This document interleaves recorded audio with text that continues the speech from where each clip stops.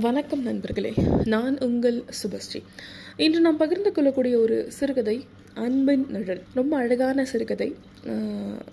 ஒரு 7 பக்கம் இல்லை 8 பக்கம் தான் இருக்கும். என்னை ரொம்ப பாதித்த கதைன்னு கூட சொல்லலாம். இந்த கதையோட கதாநாயகன், அவருக்கு ஒரு 55 வயது இருக்கும். அவர் தான் இந்த கதையோட கதாநாயகன். அவரோட மகன், அவர் பேர் நீங்கள் செந்தில்னு கூட வச்சுக்கலாம்னு வச்சுக்கோங்களேன். அந்த செந்தில் அப்படிங்கிற ஒரு பையன் வந்து ஐடியில் வேலை பார்க்குறான். காலம்புற ஒரு 10 மணி இருக்கும்.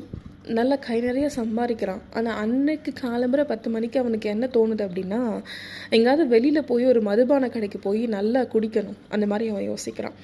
என்னடா இவன் இப்படி யோசிக்கிறானே அப்படின்னு நினச்சா, அவன் வாழ்நாளில் அவனுக்கு ஒரு 26 வயசு இருக்குன்னு வச்சுக்கோங்களேன். இது வரைக்கும் அவன் குடித்ததே கிடையாது. இன்றைக்கி அவன் மது அருந்தணும் அப்படின்னு நினைக்கிறான்.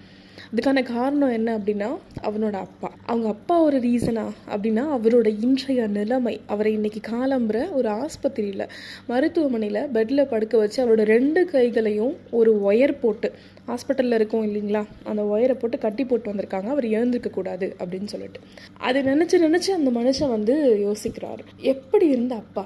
அவங்க அப்பா வந்து அப்படின்னு பேசணும்னு கூட இல்லை, கணச்சாலே போதும். அதுலேயே வந்து அந்த பையன் பயந்து போய் அந்த அப்பாக்கான எல்லா பணிவிடைகளையும் செஞ்சு வளர்ந்த பையன். இன்னைக்கு இவர் இப்படி இருக்காரே அப்படின்னு நினச்சி ரொம்ப வருத்தப்படுறான். அப்படியே ஒரு 5 ஆண்டுகளுக்கு முன்னாடி போய் யோசிக்கிறான். அவங்க குடும்பத்தில் அவன் படிக்கணும், அவனோட தம்பி, அவங்க அக்கா. அவன் தம்பி படிச்சுக்கிட்டு இருக்கான், அவங்க அக்காவுக்கு அந்த நேரத்தில் கல்யாணம். இவங்க அப்பாவோட அப்பா, இந்த பையனோட தாத்தாவுக்கு பெருசாக ஒன்றும் சொத்துலாம் கிடையாது. அவங்க வீட்டில் அவர் ஒரு வீடு கட்டி வச்சுருந்தாரு, அவ்வளோதான். ஆனால் இவங்க அப்பா அப்படி கிடையாது. அவர் நிறைய சொத்து, மாடு, கன்று, வயலில் வேலை செஞ்சு யாரையும் உதவிக்கு இல்லாமல் எவ்வளவோ கஷ்டப்பட்டு 3 பேரையும் வளர்த்துட்டாரு. ஆனால் அந்த நேரத்தில், அந்த 5 வருஷத்துக்கு முன்னாடி அந்த நேரத்தில் அவங்க வீட்டில் ஒரு பெரிய கடன் சுமை இருக்குது. அதை தீத்தா மட்டும்தான் அவரோட வாழ்க்கையோட அடுத்த பகுதிக்கு போக முடியும்னு ஒரு நெருக்கடி. இவங்க யாருக்கிட்டையும் அவரால் உதவி கேட்க முடியல. ஏன்னா இவங்க எல்லாருமே அந்த நேரத்தில் வந்து வளர்ந்து வர பசங்க. வேற வழியே இல்லாமல் அவரோட வீட்டையும், அந்த வீடு பக்கத்தில் இருக்க ஒரு ஐயனார் கோயில் நிலத்தையும் அவர் வித்துடுறாரு. மனுஷனுக்கு 55 வயசு ஆகுது. 18-17 வயசுலேருந்து சொந்த காலில் சுயமாக உழைச்சி சம்பாரித்த மனுஷன் 55 வயசில் அவரோட பிறந்த நிலத்தை வித்துடுறாரு. விற்று அந்த கடனெல்லாம் அடைச்சிடுறாரு. அடுத்து இவங்கெல்லாம் வளர்ந்து வெளியில் வந்துட்டாங்க. இன்றைய நிலைமைக்கு இந்த இளைஞனும் அவரோட தம்பியும் நல்லா சம்பாதிக்கிறாங்க. அவங்க அக்காவுக்கு கல்யாணம் பண்ணி கொடுத்துட்டாங்க. ஆனால் அந்த 5 வருஷத்தில் அந்த மனுஷனோட மனசுக்குள்ளே அவ்வளவு ஒரு வலி, வருத்தம் எல்லாம் இருந்துகிட்ருக்கு. அதை அவர் யாரு கூடயும் பெருசாக பகிர்ந்துக்கல. ஆனால் 55 வயசு வரைக்கும் அவருக்கு இல்லாத ஒரு கெட்ட பழக்கத்தை கொண்டு வந்துட்டார். குடிக்கு அடிமையாகிறாரு, அதிகமாக குடிக்க ஆரம்பிக்கிறாரு. இதை குடும்பத்தில் இருக்கிறவங்க கவனிச்சாங்களோ இல்லையோ, தெருவில் போகிற வரவங்கலாம் நம்மக்கிட்ட பேசுவாங்க இல்லையா, பக்கத்து வீட்டில் எய்த்து வீட்டில் இருக்கவங்களாம். அந்த மாதிரி ஒருத்தவங்க வந்து ஒரு தடவை இந்த இளைஞன்கிட்ட சொல்கிறாங்க, என்னப்பா உங்கள் அப்பா 55 வயசு வரைக்கும் இல்லாத ஒரு பழக்கத்தை இந்த 5 வருஷத்தில் கொண்டு வந்துட்டார் போல் இருக்கே, இந்த அளவுக்கு குடிக்கிறாரு அப்படின்னு சொல்லிட்டு அவர் நகர்ந்து போயிடுறாரு. அப்போ இந்த இளைஞன் யோசிக்க ஆரம்பிக்கிறான், ஏன் நம்ம அப்பா இப்படி பண்ணுறாங்க, எதனால் இப்படிலாம் நடந்துக்கிறாங்க அப்படின்னு. அதிகமாக யோசிக்க கொஞ்சம் கொஞ்சமாக அவங்க வீட்டில் இருக்கவங்களுக்கு அப்போ தான் புரிய ஆரம்பிச்சிருக்கு, அந்த மனுஷன் அவரோட மொத்த சந்தோஷத்தையும் அந்த நிலத்தில் வச்சுருக்காரு. அவர் பிறந்து இடந்த இடத்து மேலே வச்சுருக்காரு. அப்போ இவங்கெல்லாம் யோசிக்கிறாங்க, சரி திரும்ப நம்ம காசு கொடுத்து அந்த இடத்த அவருக்கு வாங்கி கொடுத்துடலாம், ஏன்னா இப்போ நம்ம நல்லா சம்பாதிக்கிறோம் இல்லையா, அது திரும்ப கொடுத்துடலாம் அப்படின்னு. ஆனால் அவங்க அப்பாவுக்கு திரும்ப அந்த இடத்த வாங்கணும்னு இல்லை, அவரால் முடியாமல் அந்த இடத்த விற்றுட்டோம், நம்ம இழந்துட்டோம், அது மட்டும்தான். அந்த இடத்துலையே அவர் ஸ்டக் ஆகிட்டார்.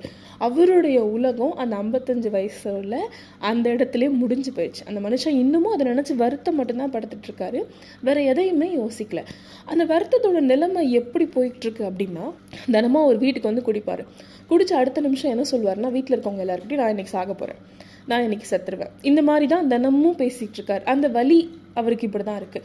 ஸோ நிறைய பேர் நம்ம பார்த்துருப்போம், கொஞ்சமாக குடிச்சிட்டு நிறைய ரகலைகள்லாம் செய்வாங்க, நிறைய பேர் நிறைய குடிச்சிட்டு அமைதியாக இருப்பாங்க. இது இவரோட ரகம். குடிச்ச அடுத்த நிமிஷம் நான் சாக போகிறேன்னு ஆரம்பிச்சிருவார். இப்போ இவங்க வீட்டில் இருக்கவங்களுக்குலாம் கடந்த 5 வருஷமாக இது பழகிடுச்சு. இந்த அப்பா எப்போ பாரு இப்படி தான் பண்ணுவார், ஆனால் ஒன்றும் பண்ணிக்க மாட்டாருன்னு அவங்களுக்குலாம் தெரிஞ்சிருச்சு.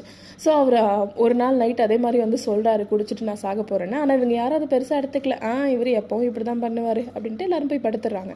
ஆனால் உண்மையாகவே அந்த மனுஷன் அன்னைக்கு என்ன பண்ணுறாரு, வீட்டில் இருந்த பால் டாயில் எடுத்து குடிச்சிட்டு அந்த வரப்பில் எந்த நிலம் விட்டுறாரோ அந்த நிலத்தோட வரப்பில் போய் படுத்துடுறாரு. அங்கே வேலை செஞ்சு யாரோ ஒருத்தவங்க நைட் பார்த்துடுறாங்க, மறுபடியும் அவரை கொண்டு போய் ஹாஸ்பிட்டலில் சேர்த்துடுறாங்க. இன்றைய நாள் நிகழ்வு அதுதான் இப்போது கதையோட ஆரம்பத்தில் வந்ததுலேயே அது ஆரம்பிக்குது. இப்போது அவங்க டாக்டர்கிட்ட போய் அந்த மகன் கேட்குறாரு, எங்கள் அப்பாவுக்கு பைத்தியமா டாக்டர், அவர் ஏன் இப்படிலாம் பண்ணுறாரு அப்படின்னு. டாக்டர் சொல்கிறாங்க, இல்லை அவரோட மனநிலையில் சில இடங்களில் பிறழ்வு வந்திருக்கலாம், ஆனால் அவர் மொத்தமாக அந்த மாதிரி கிடையாது, நீங்கள் பயப்படாதீங்க, அவர் கொடுத்த விஷயத்தில் சில நரம்புகள் பாதிக்கப்பட்டிருக்கு, இன்னும் 2-3 மணி நேரத்தில் இந்த மனுஷன் சுய நினைவுக்கு வந்துடுவார், நம்ம பொறுத்திருந்து பார்க்கலாம் அப்படின்னு சொல்லிட்டு போகிறாங்க. ஆனால் அந்த டாக்டர் சொல்லிட்டு போன 1/2 மணி நேரத்துலேயே இவங்க அப்பாவுக்கு முழிப்பு வந்துடுது. அப்போ தான் அவர் அங்கே இருக்க பொருட்கள்லாம் தூக்கி போட்டு உடைக்க ஆரம்பிக்கிறாரு. வேறு வழியே இல்லாமல் இந்த அப்பாவோட மகனே அவரை படுக்க வச்சு கட்டிலில் 2 பக்கத்துலேயும் நிறையா கயிறுகளை போட்டு கட்டி போட்டுட்டு வேலைக்கு இவரோட ஆஃபீஸ்க்கு வந்துடுறான். அன்றைக்கி தான் அவன் யோசிக்கிறான், அன்றைக்கி காலம்புற எப்படி இருந்த அப்பா. எனக்கு தெரிஞ்சு இந்த அப்பாக்கள் கிட்ட இருக்க ஒரு மிகப்பெரிய மைனஸ் என்ன அப்படின்னா, அவங்களோட கஷ்டங்களை வெளியில் சொல்ல மாட்டாங்க. அவங்களோட மனசுக்குள்ளே எந்த அளவுக்கு அவங்க பாதிக்கப்பட்டிருக்காங்க அப்படிங்கிறத அவங்க யாருக்கிட்டையும் சொல்கிறதே கிடையாது இல்லையா. இது நமக்கு கிடைச்ச தண்டனை. மேபி அவங்களுக்கு அது பொக்கிஷமாக இருக்கலாம், நமக்கு தண்டனை. அவங்க என்ன நினைக்கிறாங்கங்கிறது பிள்ளைகளாகிய நமக்கோ வீட்டில் இருக்கவங்களுக்கோ யாருக்கும் எப்போவுமே தெரியதே கிடையாது. இதுதான் நடந்திருக்கு அந்த குடும்பத்துலேயும். அவர் ரொம்ப ஃபீல் பண்ணுறாரு, எப்படி இருந்த அப்பா அப்படின்னு சொல்லிட்டு. திரும்பவும் வேலை முடிஞ்சு ஆஸ்பத்திரிக்கு போய் பார்க்குறாரு.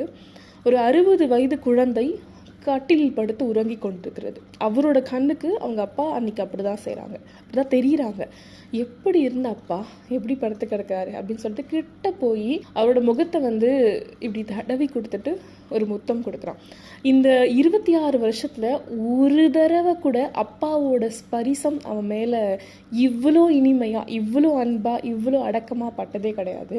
முதல் முறையாக ஒரு முத்தம் கொடுத்துட்டு, போதும்ப்பா கஷ்டப்படாதீங்க அப்படின்னு சொல்கிறான். இந்த வார்த்தைகள்லாம் அவன் அவங்க அப்பா கிட்ட சொன்னதே இல்லை. நம்ம எல்லாருமே இந்த வார்த்தைகள்லாம் அம்மா கிட்ட அதிகமாக சொல்லியிருப்போம் இல்லையா. ஆனால் அப்பா கிட்ட நம்ம யாருமே இந்த மாதிரி பேசிருக்கவே மாட்டோம். ஸோ இந்த மாதிரி சொல்லிவிட்டு அவன் அந்த இடத்த விட்டு நகர்ந்து போயிடுறான். அதோடு அந்த கதை முடிஞ்சிருச்சு. அந்த ஒரு முத்தத்தில் அந்த அன்போட நிழல் கிடச்சிருச்சு அப்படின்னு நான் நினைக்கிறேன். இந்த கதையை அதோடு முடிச்சுட்டாங்க. ரொம்ப அருமையான கதை. இந்த கதையில் ரொம்ப கருத்துக்கள் இதெல்லாம் இருக்குது அப்படின்னு நான் சொல்ல மாட்டேன். யதார்த்தமான கதை. நம்ம எல்லாருமே இந்த உலகத்தில் எனக்கு தெரிஞ்சு ரொம்ப மிஸ் பண்ணுறது அன்பு நிழல், அப்பாவோட நிழல். அது நம்ம கையில் இருக்கும் போது தெரியாது. அது நம்ம கையில் கிடச்சிருக்க சூரியன் மாதிரி. அந்த சூரியனை நம்ம கைக்குள்ளே அடக்கி வச்சிருக்கும் போது நமக்கு அதோட அன்பு நிழல் தெரியறதில்ல. அதை நம்மளை விட்டு தூரமாக போகணுன்னு நம்ம அதை நினச்சி வருத்தப்படாத நாளே இருக்காது. இதுதான் நிதர்சனமான உண்மை. ஸோ பக்கத்தில் இருக்கும் போதே உறவுகளை கொண்டாடவும், அப்பாவாக இருந்தாலும் சரி அம்மாவாக இருந்தாலும் சரி கட்டி அணைச்சி அன்போட முத்தங்களை பரிமாறிக்கோங்க. நன்றி, வணக்கம். இந்த மாதிரியான தமிழ் சிறுகதைகள், தொடர்கதைகள், கவிதைகள் எல்லாமே கேட்குறதுக்கு என்னோட வேதான் ப்ராட்காஸ்ட் சேனலை லைக் பண்ணுங்கள், ஷேர் பண்ணுங்கள், சப்ஸ்கிரைப் பண்ணுங்கள். முக்கியமாக மறக்காமல் பெல் ஐக்கானை ப்ரெஸ் பண்ணுங்கள். தினமும் நான் போடுற கதைகள் உங்களுக்கு நோட்டிஃபிகேஷனில் வரும்.